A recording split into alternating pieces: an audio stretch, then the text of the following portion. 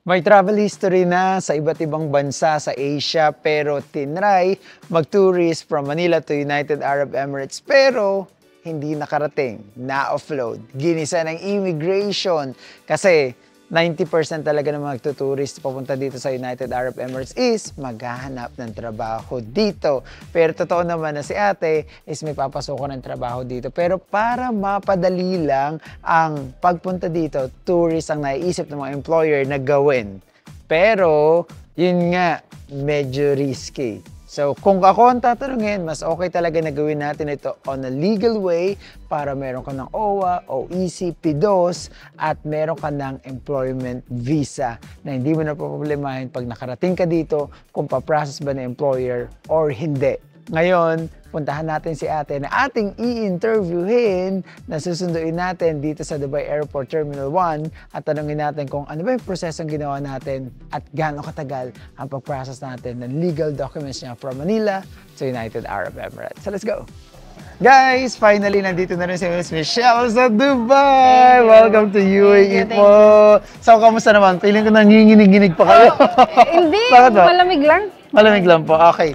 So, maganda-ganda yung pagpunta dito ni ate kasi medyo taglamig na. Bukas na yung mga night market dito sa, sa Dera, kung saan-saan po dito sa UAE at susunod, magka-camping din si ate kasi maganda yung season na napunta siya dito. Okay ate, so kamusta naman po yung biyahe niyo muna? Okay naman. Smooth naman. Smooth naman po. Alam niyo ba guys na na-upload na si ate dati, no? Bakit po kayo na-upload? Kulang ako ng document. Wala akong affidavit of support. Yeah, so tourist visa po kayong pupunta dito dati. Bakit po? Ano po ba yung mga tinanong sa inyo na na-upload kayo na hinanapan kayo na affidavit of support? Kasi yung time na yun, parang hindi ako yung bumili ng ticket. Sino po? Taga dito. Actually sa company din, pero trinay namin yung tourist muna. Hindi lumusot. Hindi lumusot. Kasi wala affidavit of support. Guys, alam niyo ba na kadalasan sa mga employer talaga, para mapadali ang pagpunta dito ng kanilang mga tao, pinagtutourist muna, no? Kasi tourist visa, processing yan. Matagal yung processing ng yung... Oo, ng legal way. In legal way, papa-approve pa kay consulate, papa-approve pa sa POEA, magme-medical sa Pinas, may OWA, OEC, may PIDOS. But still, I can say na worth it naman ang process na gano'n, no? Kasi nga, sila mo, magtutourist visa ka, papunta mo ng ng immigration, kinakabahan ka, no? Ninervous ka. Ninervous ka. First time niyo po mag-tourist visa nun? Dito sa Dubai. Yes. Papunta din sa Dubai, pero nakapag-tourist na rin kayo sa ibang bansa. Galing akong Hong Kong, nag-Myanmar na rin ako before. So, ex-OFW kayo before? Hindi naman. So, first time talaga. See, makikita nyo, si Ate Michelle is nakapag-tourist na sa ibang bansa. Ilang bansa na po yun ang pag-turisan nyo? Dalawa lang. Dalawa? Sa Hong Kong and? Myanmar. So talagang turista kayo doon, hindi kayo naghanap ng trabaho. See, ngayon, si ate, nung papunta dito, syempre, minsan tayo, confident tayo. Okay, nakapag-travel na ako sa ibang bansa, di ba? Ganon. So ngayon, mag-aano na ako, gusto ko naman ng Dubai. Alam nyo ba na ang Dubai is naka-red alert or parang talaga siya sa immigration kasi nga lahat ng pupunta dito na tourist visa, most of the time, 90% is naghahanap ng trabaho. Open country. Oo, open country talaga, no? Pero ganyan talaga, kaya naghihigpit sila, pinoprotektahan lang din naman nila tayo. Na anything happen sa inyo, pag pumunta kayo dito, nagtrabaho, may matatakbuhan tayong agency, no? Correct. Saka, kuhan tayo kay consulate sa legal tayong OFW. So, masasabi nila si ating isang bayani. Bagong bayani ng Pilipinas kasi isa siyang OFW. Mayroon siyang OEC. Okay, so nung time na yon na pumunta kayo ng immigration, naka-tourist visa kayo, nag-resign muna kayo sa work? Yes, nung time na yon. So, ano yung pinresent nyo ngayon sa immigration? Kasi pa siya, parang within 30 days pa nung so, parang nag-leave lang ako noon. So, nag-leave ko lang siya. Tapos trinay lang, kasi ganun din naman. Oo. Pero, ano yung naramdaman yun na-upload kayo? Siyempre, malungkot yun.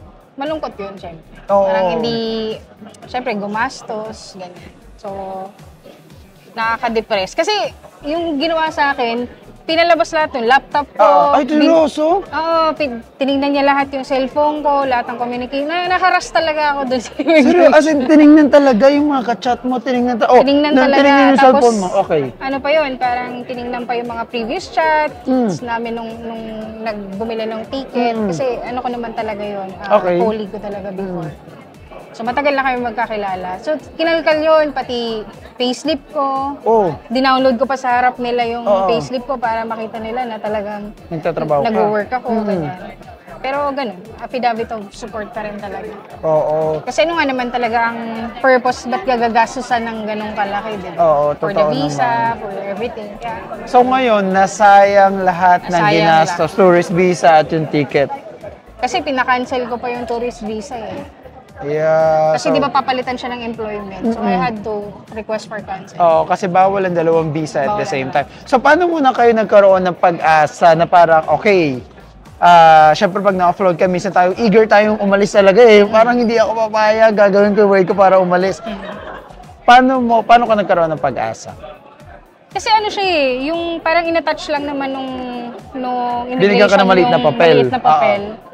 So parang, sige, provide mo lang to, makakaalis ka na sa sunod. So, sa akin naman, okay, di proceed na lang natin sa kung ano talaga yung initial plan.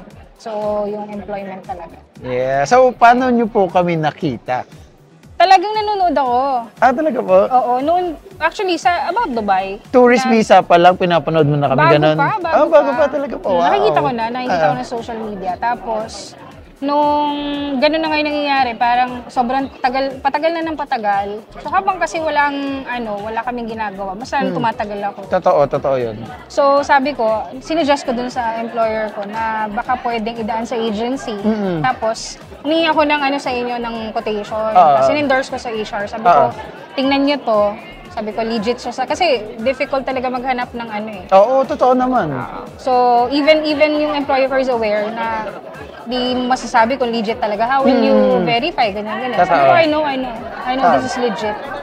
So, sinend ko yung requirement. Sabi ko, tapos humingi pa siya ng ibang options.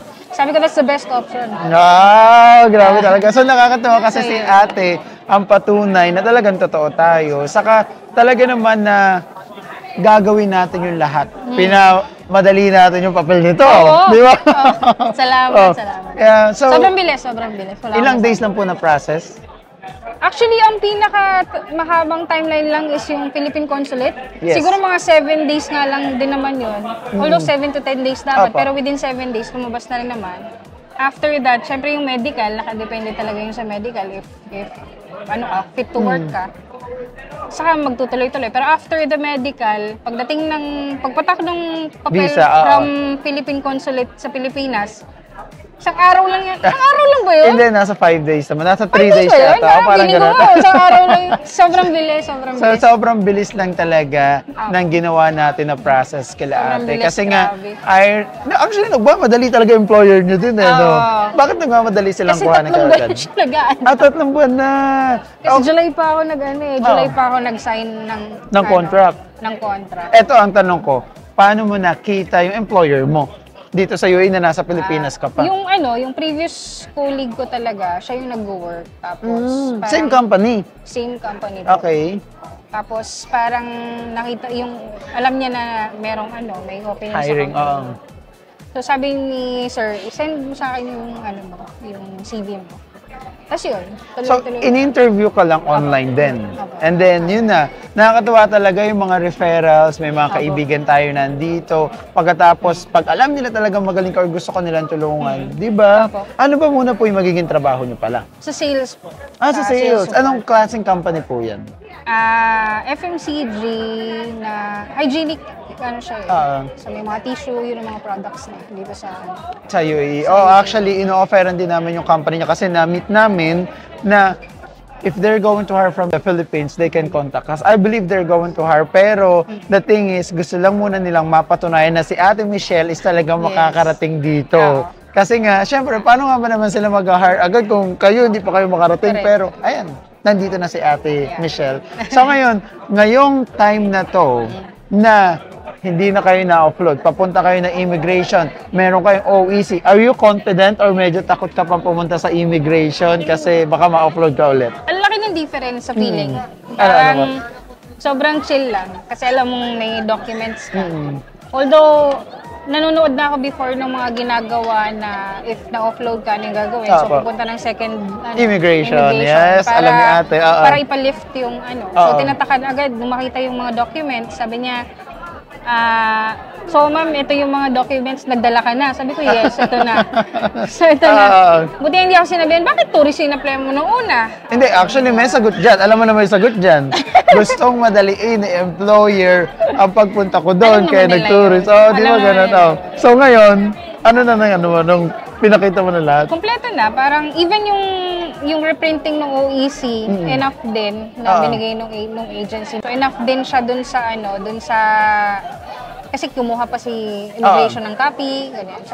So talagang complete talaga lahat. Complete. So OEC, PIDOS, lahat. Lahat chinek talaga yun ng immigration. Yes. O ngayon, nung tinatakan na, ano sinabi mo sa sarili mo? Lusot. Lusot. So ganun na. So syempre, legal guys ang pag-process natin Kumbaga talaga. May legal talaga. Yun talaga yung kailangan. Yun talaga kailangan. Kasi yung maliit na papel, ang nakalagay doon is tourist with affidavit of support, employment visa with OEC. So si ate, dahil may trabaho na dito, at least, meron na siyang employment visa na may OEC. So ang kagandahan dito ate, hindi ka na magpapa-verify ng contract kay consulate. Kasi dito, kadalasan dito sa mga nag-tourist nakakita ng trabaho, yun ang problema nila is magpapa-verify ng kay consulate, which is mahirap. Kaya guys, ginagawa natin to on a legal way para matulungan natin yung mga kababayan natin. Eto nga, walang chance na makapunta dito as a tourist visa pagkatapos employment. So mas okay talaga na legal natin daanin. Kasi tumaas pa nga yung boses ko nun sa immigration. Ngayon. Ano una? Sabi ko, paano ko mamamasyal? Walang option ng pasyal? Sabi ko gano'n. Wala talaga ma'am ganun talaga. Ganun talaga, yun lang ang sagot sa akin. Kaya sabi ko, ayoko na lang makipag-away, baka ma-block pa ako, problema pa. Totoo naman. Hindi, mas okay naman talaga yan na wag na natin kasi kahit ipilit mo, ikaw lang din yung alam ko naman sa sarili ko kasi din. Minsan kasi tayo, alam natin may pera tayo. Di ba, di naman totoo naman, alam natin may work tayo, alam natin ganito. Yung iba, ang suggestion nga, pag tourist visa, hindi, maging matapang ka. Di ba yung mga ganyan? Kailangan ipakita mo na totoo. Ngayon, pag pa-Dubai talaga, medyo... Mahirap. Lalo na nalulusutan yung immigration ng mga fugitives. Kaya doon nagkakaroon ng... si Goss. Di ba, hindi alam naman natin naman talaga. So, strict din sila doon, which is dapat din naman talaga. At least, kung pinapanood ito ng immigration sa Pinas, hello po, legal po siya dito, may trabaho po talaga siya. Yan yung pinaka nakakatuwa, no? At least, si ate, hindi na pupunta dito as mga problema, baka mamaya nakatourist dito. Ay, hindi pinrush yung visa ko. Sasabihin, hindi din ako okay na yung point na pupunta ka nga dito, nakikipagsapalaran ka na tapos hindi pa okay yung papel mo. So, grabe na yun. Yan kasi yung kadalasan problema ng mga dito mahirap lang talaga. Medyo mahal lang kasi talaga mag-proseso.